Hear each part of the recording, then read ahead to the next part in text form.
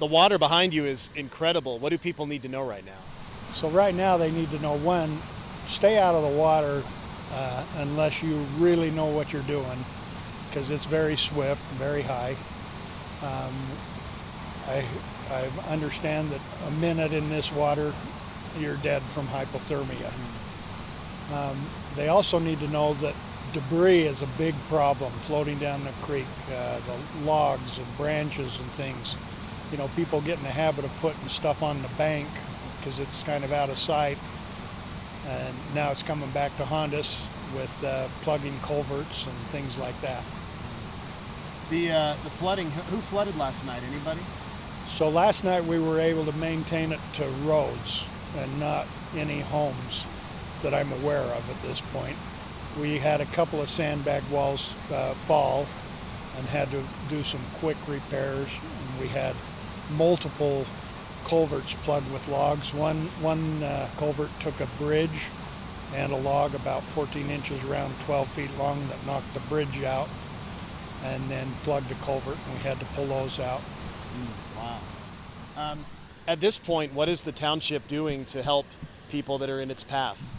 So we are organizing our volunteer labor, which consists of Canyon residents, people from the neighborhoods here on the east side. We're hoping tonight to have some bike clubs help fill sandbags.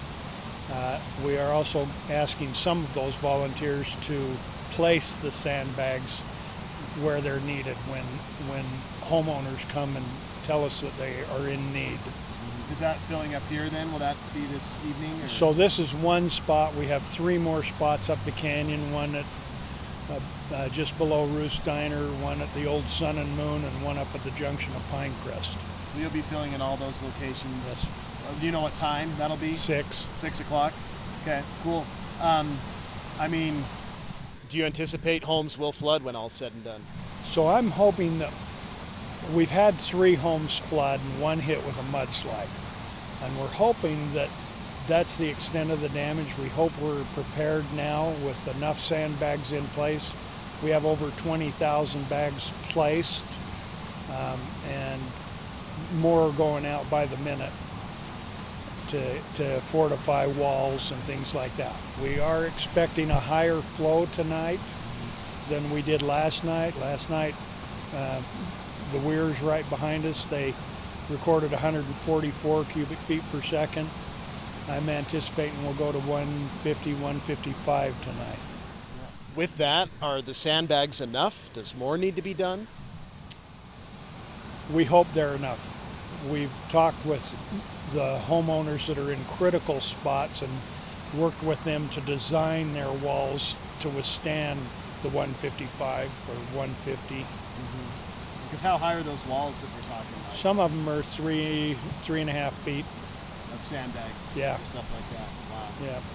Wow. Anything else you're doing? You mentioned you yourself were in the creek. What are you doing today? So, yeah, you know, we're just clearing debris, getting things out of culverts a little bit. You know, if you're familiar with the creek, sometimes it's okay to be in a step or two, but mostly just where it flooded last night, that's really muddy, so we wear the boots and stuff to keep dry.